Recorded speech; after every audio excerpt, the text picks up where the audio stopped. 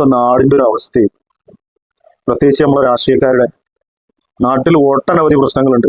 അതൊന്നും മോൾക്ക് ചർച്ചാ വിഷയമാക്കേണ്ട ഒരു ഇലക്ഷൻ കാലമായിട്ട് പോലും അല്ല. പ്രതിപക്ഷത്തിന്റെ അവസ്ഥ നോക്കിയേ. ഇപ്പോ സന്ദീപ് വാര്യർ ഇന്നലെ വരെ ഇവരെ നേതൃത്വത്തിനെതിരായിട്ട് തെറി വിളിച്ച് നടന്നിരുന്ന ഒരു വ്യക്തി ഇന്ന് വന്ന് മറുകണ്ഠം ചാടുക. ഇനിയിപ്പോ പാലക്കാട് സ്ഥാനാർത്ഥിയാരാ? സരിന്. ഇങ്ങനെ മറുകണ്ഠം ചാടിച്ചും അല്ലെങ്കിൽ അപ്പുറത്തുള്ളതിനെ ഇപ്പുറത്ത് കൊണ്ടുവന്നൊക്കെ നടത്തേണ്ട ഒരു പ്രവർത്തനമാണോ രാഷ്ട്രീയ പ്രവർത്തനം? ഇന്നലെ വരെ ആശയം ഒരു കാരണവശാലും അംഗീകരിക്കാൻ പറ്റാത്ത ആശയമാണെന്ന് ഇവര് പറഞ്ഞു തന്നെ നമ്മൾ മനസ്സിലാക്കുന്ന ഈ രാഷ്ട്രീയക്കാരെയൊക്കെ ഒരു ഉളുപ്പില്ലാതെ അല്ലെ 4 വോട്ടിന് വേണ്ടിയിട്ടാണെങ്കിൽ അങ്ങനെ ആ രീതിയിൽ കാണണ്ടേ? ഇതൊക്കെ ചെയ്യാൻ പാടുണ്ടോ രാഷ്ട്രീയക്കാർ? ആ രീതിയിൽ ചിന്തിക്കണ്ടേ? ഇന്നലെ വരെ ഇപ്പോ ഉദാഹരണത്തിന് എത്രത്തോളം മലീമസായിട്ടുള്ള രീതിയിലൊക്കെ മാധ്യമങ്ങൾ വന്നിരുന്ന വ്യക്തിയാ. ഇന്ന് കാണുന്ന അവസ്ഥ എന്താ? ഇന്നിപ്പോ കാണുന്നത് ചിന്തിച്ചു നോക്കി 1000 അഭിവാദ്യങ്ങൾ.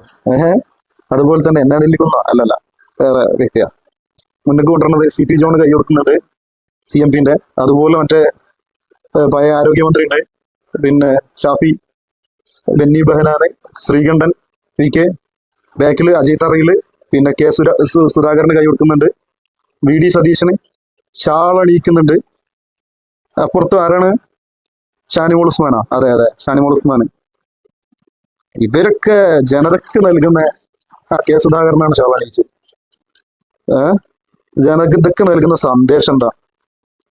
ഒന്നുമില്ലെങ്കിൽ ഇത്ര കാലത്തോളം ഒരു രാഷ്ട്രീയ പ്രവർത്തനം നടത്തി നാടിനെ എന്തോ സേവിച്ചു എന്നൊക്കെ പറഞ്ഞിട്ട് അടുത്തത് M ലിജു. നമ്മളെ മണ്ണാർക്കാട് MLA ഷംസുദ്ദീന്, അയാളൊരു കുറവും കൂടെ ഉണ്ടായിരുന്നു. അയാളൊക്കെ പറ്റിയിട്ട് പറയാനാണെന്നുണ്ടെങ്കിൽ അയാളൊക്കെ പറ്റിയിട്ട് ഇതേ വ്യക്തി ഒരു 4 കൊല്ലം മുമ്പൊക്കെ പറഞ്ഞ വാക്കുകളെ ഭീകരവാദ പ്രവർത്തനത്തിന് കൂട്ടുനിന്നു. ആ ഒരു രീതിയിലൊക്കെ ആരോപണങ്ങൾ ഉന്നയിച്ചിട്ടുണ്ടായിരുന്നു. അതിലേക്ക് നമുക്ക് വരാം. പിന്നെ CP ജോൺ വീണ്ടും കൈ കൊടുക്കണം. CP ജോണും ഇപ്പോ CMP അരവിന്ദാക്ഷൻ അല്ല, CMP അരവിന്ദാക്ഷൻ, CP ജോൺ 2 വിഭാഗം ഉണ്ടല്ലോ അല്ലെ? പിന്നെ ഓക്കെ, എന്തെല്ലാം കാണുന്നു. നേതാവായല്ലോ കോൺഗ്രസിന്റെ. അതാ വാർത്താ സമ്മേളനം, പത്രമാധ്യമ സൈലൻസ് പറഞ്ഞു. ഓക്കെ എന്തെല്ലാം കെട്ടുകാഴ്ചകൾ നമ്മൾ ജനങ്ങൾ കാണണം. ആശയപരമായിട്ടുള്ള എന്തെങ്കിലും കാര്യമാണോ പറഞ്ഞിരുന്ന് മുന്നോട്ട് വന്നതെങ്കിൽ അയാൾ അംഗീകരിക്കുന്നതിനൊന്നും തെറ്റു പറയാൻ പറ്റൂല. ഇതിപ്പോ ഒരു കോൺഗ്രസിന്റെ ഒരു വിഷയദാരിദ്ര്യമായിട്ട് കാണേണ്ട കാര്യമാണ്. കാരണം ഇയാള് കുറച്ചു ദിവസം മുമ്പ് ഇപ്പോ മറ്റേ വൈദ്യുതി മന്ത്രി മുമ്പത്തെ AK ബാലൻ അല്ലെ, AK ബാലനും ഇപ്പോഴത്തെ മന്ത്രി MP രാജേഷും ഇയാളുമായിട്ട് പ്രത്യേകിച്ച് അടുപ്പം കൂടുന്നതിന് ഒരു പ്രശ്നമില്ല എന്നൊക്കെ പറഞ്ഞിട്ടുണ്ടായിരുന്നു. ഒരു 4 ദിവസം മുമ്പ് വരെ ഇയാൾ CPM-ലേക്ക് പോകുന്നുള്ളൊരു സ്ഥിതിയൊക്കെ കേട്ടിട്ടുണ്ടായിരുന്നു. അവസ്ഥയെ CPM-നൊക്കെ പോയിട്ട് ഇത്ര കാലം വെള്ളം കോരിയതിന്റെ ഒക്കെ ഒരു അവസ്ഥ ഒന്ന് ആലോചിച്ച് നോക്കിയാൽ. നേതാക്കന്മാരാണ് തീരുമാനിക്കുക. മറ്റുള്ളവര് പറയുന്ന നേതാക്കന്മാരെന്ന് പറയപ്പെടുന്നവരാണ് പറയുന്നത്. അതിനിപ്പോ ആട്ടുംകാട്ടായാലും പിന്നെ എന്താ പറയാ, ആട്ടുംകാട്ടായാലും അത് മറ്റേ നിലക്കടലയാണെന്നും പറഞ്ഞിട്ട് പുതിയ തരം നിലക്കടല ഞങ്ങളൊരു പിന്നെ ഉണ്ടാക്കി കൊടുത്തിടത്ത് എന്നോന്നും പറയണേ ചവച്ചരക്കി അങ്ങോട്ട് കഴിക്കും. അങ്ങനെ കുറെ പിന്നെ സ്തുതിപാഠകരായിട്ട് കുറെ രാഷ്ട്രീയ പ്രവർത്തകർ എന്ന് പറയുന്നത്, അതുപോലെ പിന്നെ അടിമകൾ എന്ന് പറയേണ്ടത് പല രീതിയിലാണ് നോക്കുകയാണെന്നുണ്ടെങ്കിൽ ഇതൊക്കെ തന്നെയാണ് നാടിന്റെ ശാപം. മനസ്സിലാക്കിയാൽ മതി. കാരണം പ്രത്യേകിച്ചൊരു നേട്ടം ഇയാൾ വന്നതുകൊണ്ട് ചിലപ്പോൾ 4 വോട്ട് കിട്ടുമായിരിക്കും. പക്ഷെ ഇയാളെ രാഷ്ട്രീയം കഴിഞ്ഞ മാസം വരെ അല്ലെങ്കിൽ കുറച്ച് ദിവസങ്ങൾക്ക് മുമ്പ് വരെ എന്തായിരുന്നു എന്നുള്ളത് ചിന്തിക്കണ്ടേ? ഇപ്പൊ ഇയാളെ പിന്നെ കോൺഗ്രസിലേക്ക് കൊണ്ടുവന്നത് കൊണ്ട് എന്ത് നേട്ടം ഉണ്ടാക്കാന്ന് പറയുന്നത്? RSSന്റെ നിലപാടോ RSSന്റെ താല്പര്യങ്ങളോ പ്രത്യേകിച്ച് മാറിയ ചരിത്രം ഉണ്ടാ?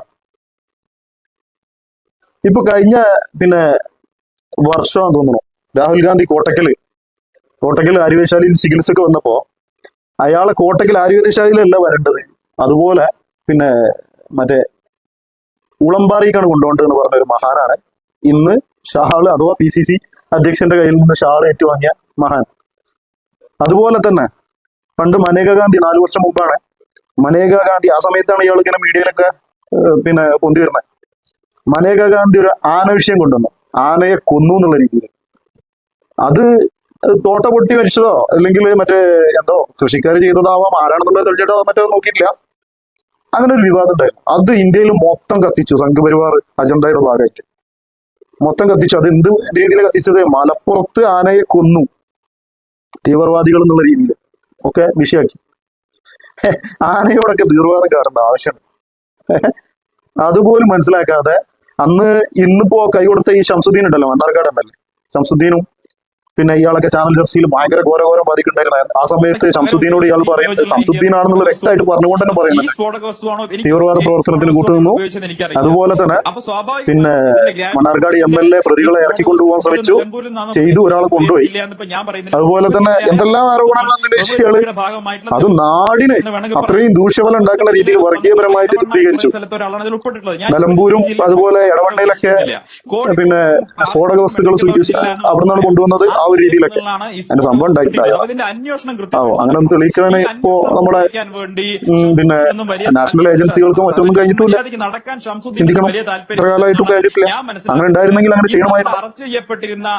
എന്താ പറയാ, ഇനിയിപ്പോ CPM-ന്റെ അവസ്ഥ നോക്കുകയാണെന്നുണ്ടെങ്കിൽ ഇതേ വ്യക്തിനെ ഇനിയിപ്പോ അങ്ങോട്ട് പോയിരുന്നു എങ്കിൽ, ഇപ്പൊ സരിം പോയപ്പോ സ്വീകരിച്ചു, ആനയിച്ചു, പാർട്ടി സ്ഥാനമാനങ്ങൾ അല്ലെങ്കിൽ പിന്നെ അവിടെ മത്സരിപ്പിക്കുന്നുണ്ട്. മുമ്പ് CPM-ന്റെ ഒക്കെ അവസ്ഥ ഗതികേട് ആലോചിച്ചൊക്കെ. കാരണം നമുക്കറിയാലോ, പരനാറി പ്രയോഗം നമ്മുടെ ഇന്നത്തെ മുഖ്യമന്ത്രി അത്രയും ദൂഷ്യമായിട്ടുള്ള രീതിയിൽ ഒരു മറുകണ്ഠം ചാടിപ്പോയി എന്ന് തന്നെ പറയാം. RSP, അതും CPM-ലുള്ള ആളല്ല, RSP എന്ന് പറഞ്ഞ ചവർ പാർട്ടി അല്ലേ? ഷിബു ബേബി ജോൺ അല്ലാതെ വേറൊരു MLA ഉണ്ടായിരുന്നാണോ? മുമ്പുണ്ടായിരുന്നു, അയാളെ ഫാദർ. ശേഷം പിന്നെ RSP അസീസ് ഉണ്ടായിരുന്നല്ലോ അല്ലെ?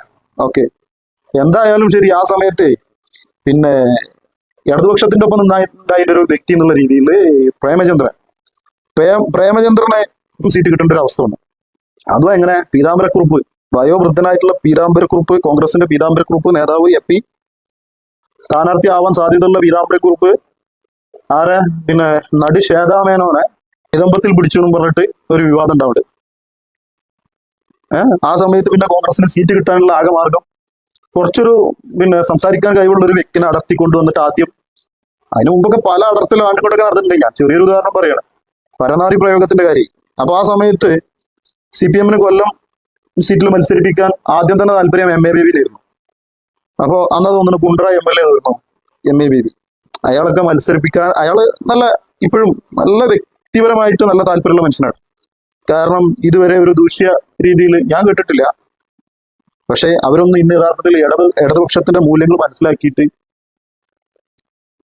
പിണറായിസത്തിനെതിരായിട്ട് പ്രതികരിക്കണില്ല എന്നുള്ള ഒറ്റ കാര്യം നമുക്ക് പറയാനുള്ളൂ. അതിപ്പോ പാലുളി ആയാലും അതിനുള്ള കുറെ നേതാക്കന്മാരുണ്ട്. ഇവരൊക്കെ ഉറങ്ങിക്കിടക്കാന്നാവും. കാരണം അപ്പുറത്തുനിന്ന് അടർത്തിക്കൊണ്ടുവന്നൊക്കെ പാലക്കാടൊക്കെ സ്ഥാനാർത്ഥി നിർത്തേണ്ട ഒരു ഗതികേട് CPM-ന് വരുത്തി വെച്ചത് ആരാ? ഇവരൊക്കെ തന്നെയല്ലേ. അപ്പൊ നമ്മൾ പറയുന്നത് അന്ന് പിന്നെ NK പ്രേമചന്ദ്രനെതിരായിട്ട് എന്താ പറഞ്ഞത്? നമ്മുടെ പിണറായി മാമൻ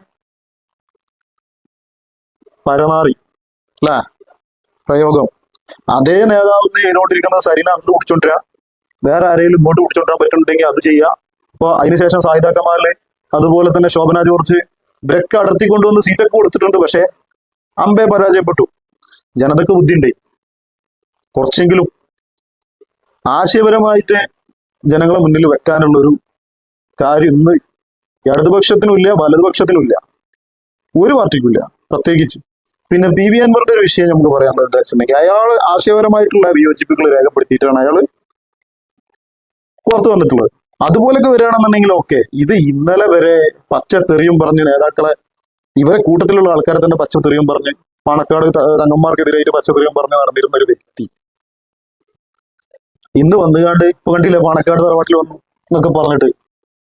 എന്താ അവർക്കൊരു അവസ്ഥ ചിന്തിച്ചു നോക്കിയ ജനത? നിങ്ങളെ പിന്നെ ചൂഷണം ചെയ്ത് ജീവിക്കുന്ന ഒരു വിഭാഗമായിട്ട് ഇന്ന് രാഷ്ട്രീയക്കാർ മാറുന്നില്ലേ? അത് മനസ്സിലാക്കണ്ടേ? കാരണം ഇത്രത്തോളം വിഷയദാരിദ്ര്യമുള്ള ഒരു വിഷയമാക്കി മാറ്റാനുള്ള കാര്യം ഇത്രത്തോളം മീഡിയ പബ്ലിസിറ്റിയിലും മറ്റും വന്ന് ജനതയുടെ ബുദ്ധിയെ ചൂഷണം ചെയ്യല്ലേ ഇവർ ചെയ്യുന്നത്?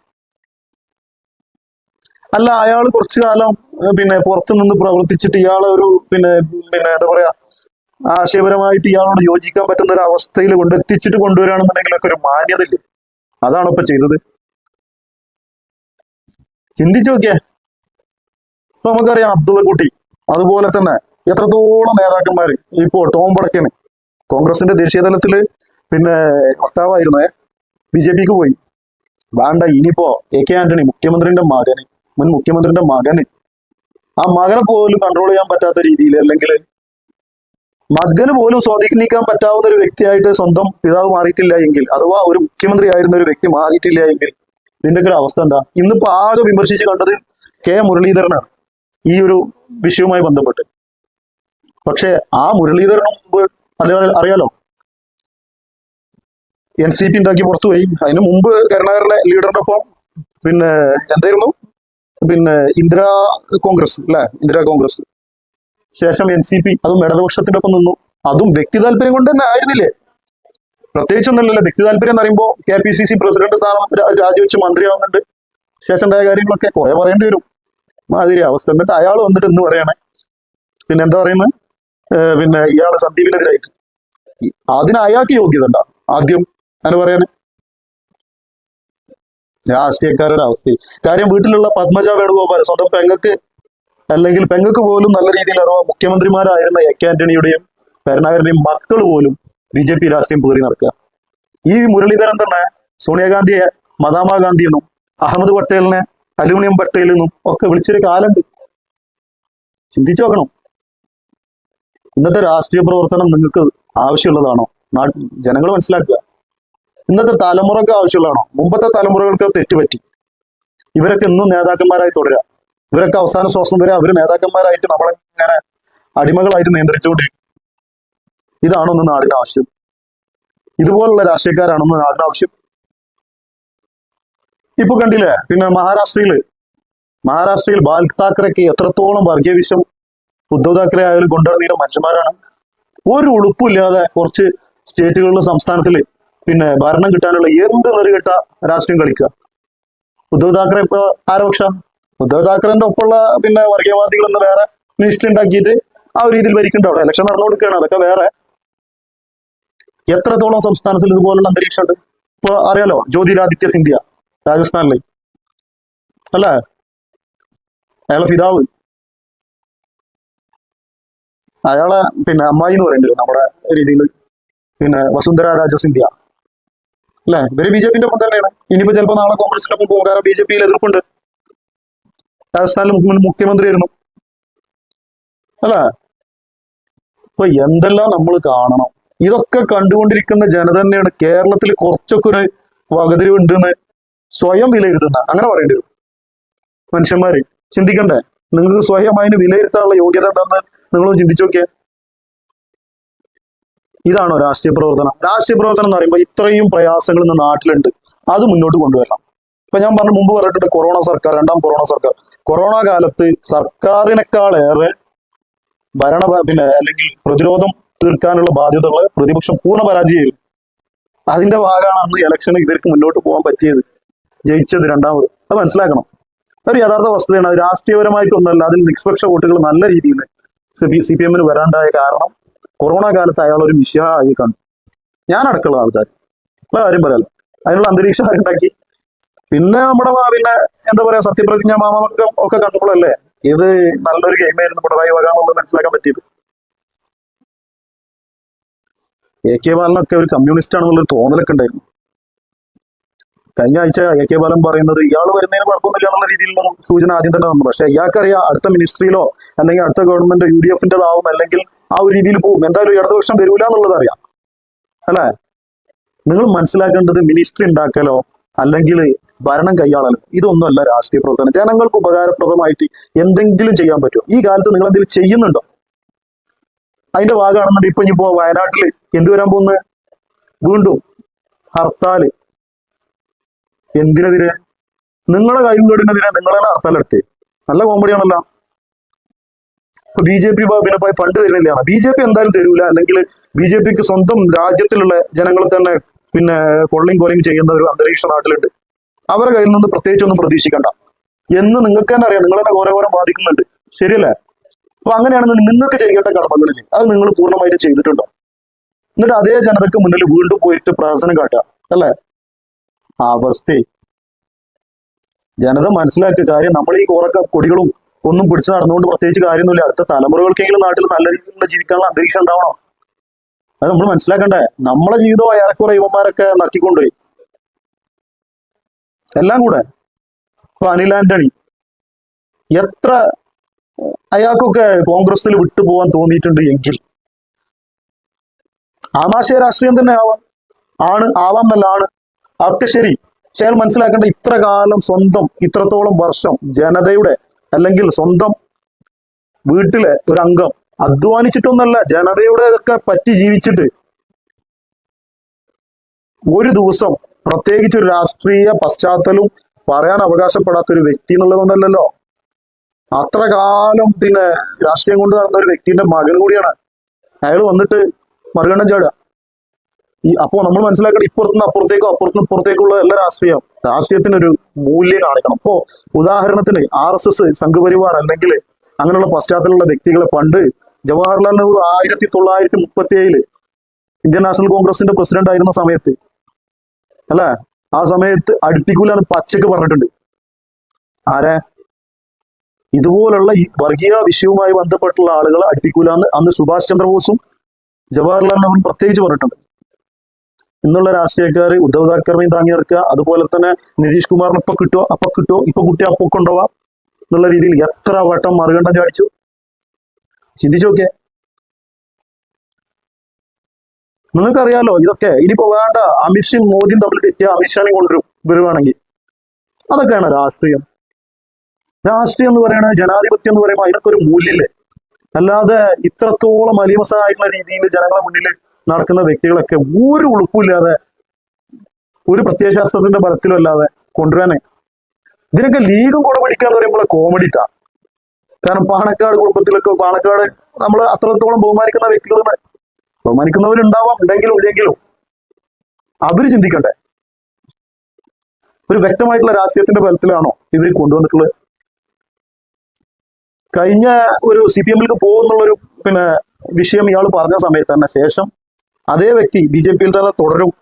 അഥവാ ദിവസങ്ങളോളം പോലും ആയിട്ടില്ല, മണിക്കൂറുകൾ പോലും ആയിട്ടില്ല, അയാൾ ഏത് തരത്തിൽ മാറുമെന്നാണ് മനസ്സിലാക്കാൻ. അപ്പൊ അയാൾക്കറിയാം അടുത്ത മിനിസ്ട്രി അല്ലെങ്കിൽ 1.5 വർഷം കഴിഞ്ഞിട്ടുണ്ടെങ്കിൽ ഭരണം മാറും. ഭരണം മാറുമ്പോൾ കേരളത്തിൽ നിന്ന് ഒരു പ്രാതിനിധ്യം എന്തായാലും കിട്ടും, ഏത് തരത്തിലും കിട്ടാൻ സാധ്യതയുണ്ട്. MLA ആവാം. ആ ഒരു രീതിയിലൊക്കെ ഒരു പ്രയാസം ഇല്ലാത്ത രീതിയിൽ മുന്നോട്ട് പോകാന്നുള്ളൊരു ഇത് മാത്രം വെച്ചിട്ട് തന്നെ ആവണം. അത് നമ്മളെ കൃഷി ചെയ്താണ് ഇവർ ചെയ്യുന്നത് മനസ്സിലാവണ്ടേ, മനസ്സിലാക്കണ്ടേ. എന്നെ നിങ്ങൾ കൃഷി ചെയ്തിട്ടാണ് ഇവര് നേതാക്കന്മാരാവുന്നതും പ്രവർത്തകരാകുന്നതും ഒക്കെ. പൊതുസമൂഹത്തിന് ഉപകാരപ്രദമായിട്ടുള്ള രാഷ്ട്രീയം കൊണ്ടുവരി. ആരും പിന്നെ നിങ്ങളെ ഗുണം നോക്കിയിട്ട് പ്രോത്സാഹിപ്പിക്കും.